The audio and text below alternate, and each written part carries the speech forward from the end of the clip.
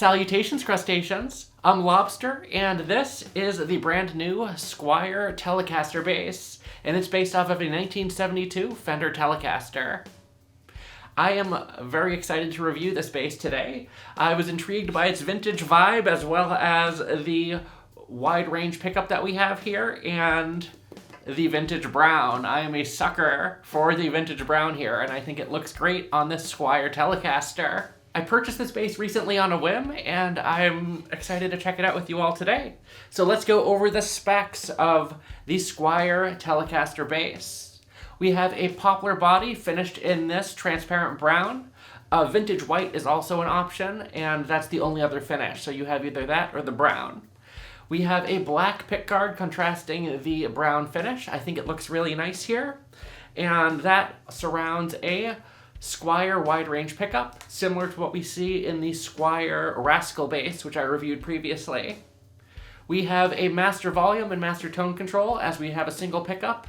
There is not really much else we can do other than a series parallel, which we wouldn't see in a $470 Squier. And around back, we can see that we don't really have much going on. All the control cavities are under the pickguard, and we just have a 4-screw neck attachment, typical Fender style, with a Squier branded neck plate. Moving on to the neck here, this is a 20 fret maple on maple neck, 34-inch scale with a 12-inch radius. It's rather flat for a vintage style instrument, which is pretty curious why they went with that.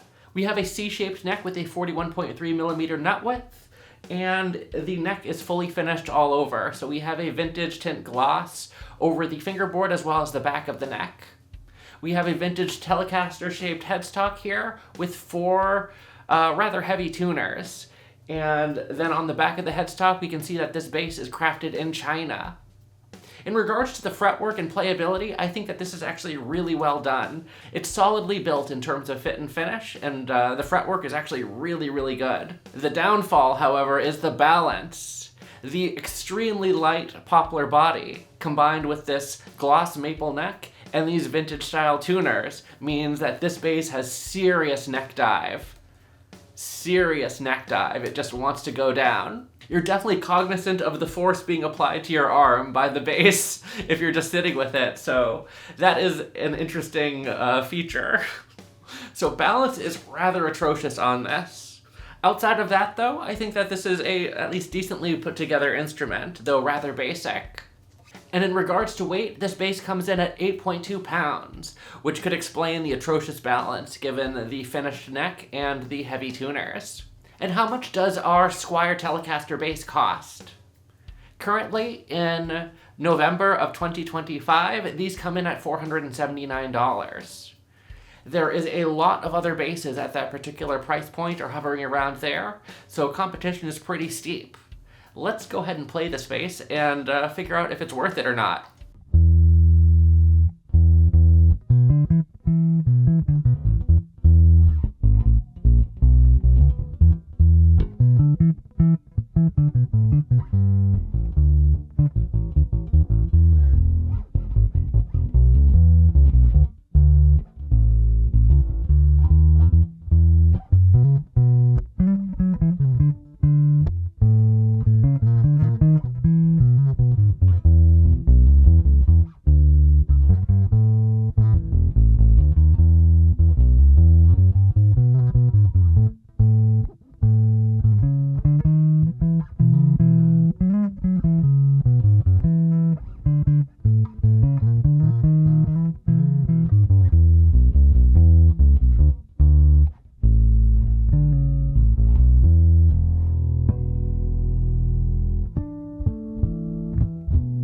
So that is our Squier Telecaster. It is a very basic instrument here. We have a humbucker here, a wide range pickup, or at least it's styled after the wide range pickups, and it is just crammed over here right against the neck. That gives you a very deep, bassy, vintage tone, very muddy.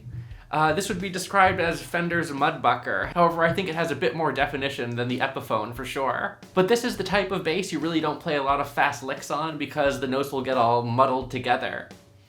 It's definitely a one-trick pony if you're playing it just as is. You could throw on a set of flats and get a even thuddier tone, but as it is right now, I mean, this is a pretty basic instrument. We'll throw in some effects a little bit later and have some fun, but let's take the tone down to about 50% here.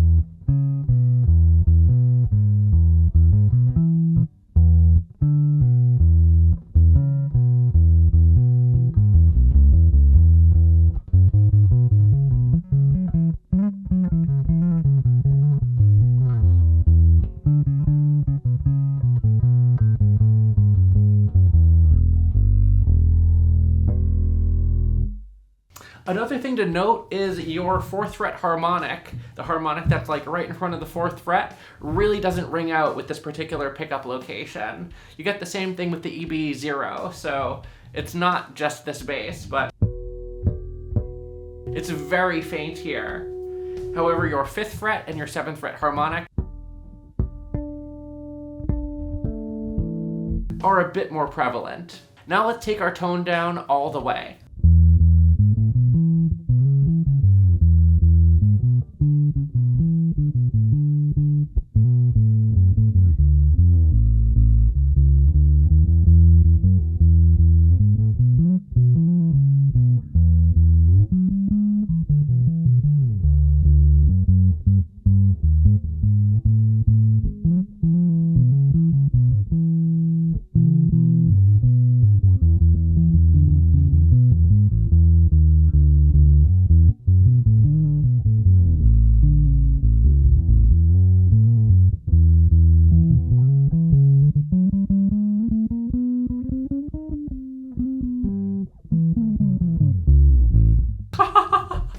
Anyways, that was over.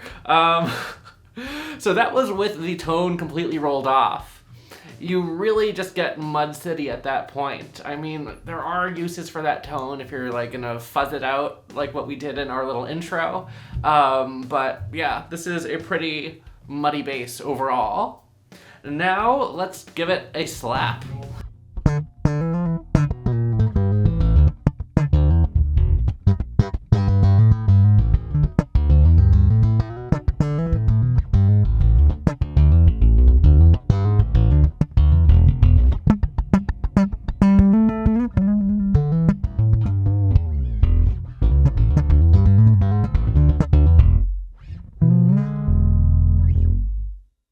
Yeah, this bass does not slap. It's not a slapper's bass. This neck pickup gets in the way of where I usually am slapping, and slapping over here, you just don't really get the same oomph that you normally want when you're slapping.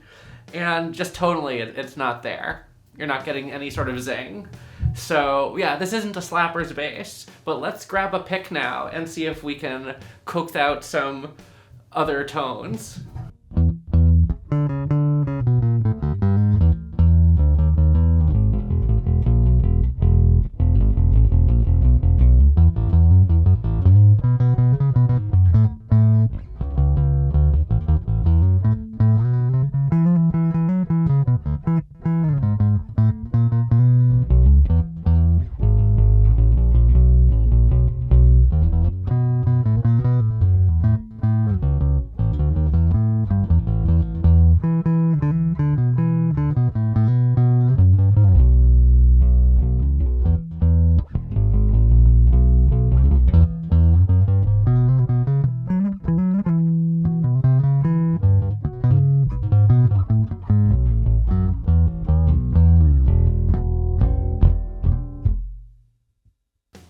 Let's put that away. Yeah, picked, it sounds pretty much the same, but with a pick. But now, because this has been like such a short video overall, we're gonna try out some fuzz, some overdrive, and some distortion. What the differences are, I don't know. No idea. But I have buttons that make those things happen. So let's start out with some fuzz.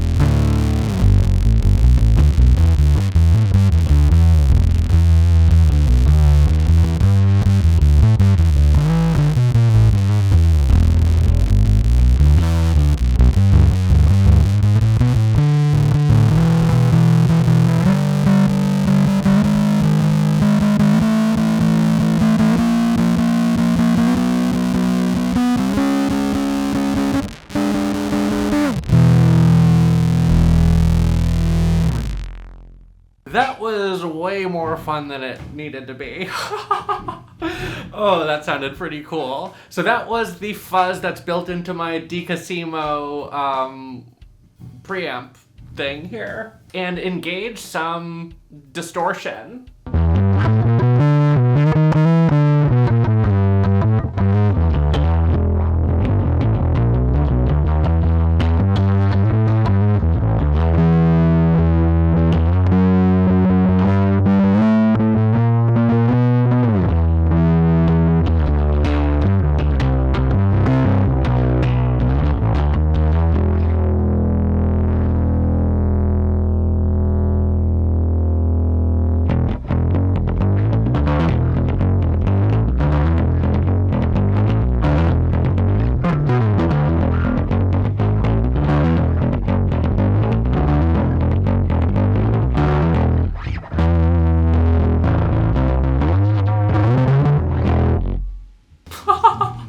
And now let's do overdrive.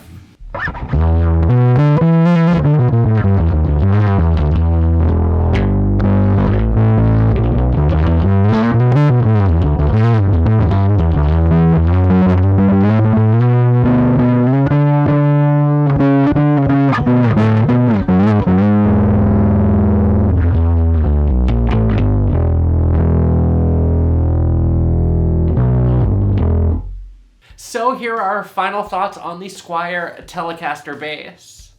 For $479, I feel like this is a bit of a one-trick pony that is geared towards people who want this particular style of bass and want that particular mudbucker tone.